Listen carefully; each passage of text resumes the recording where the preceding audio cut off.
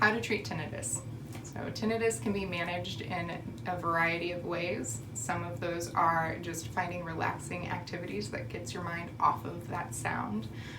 Listening to calming music or putting a fan on in the background just to keep your mind kind of focused on something that's a lot more pleasant to hear. And then it is avoiding stimulants. So stimulants being caffeine, alcohol, nicotine, salt, and stress does increase tinnitus as well. So kind of just trying to find a way to relax the body. Because tinnitus is a lot of the times related to a hearing loss, the use of hearing aids can also help bring in some sounds and therefore treat the tinnitus.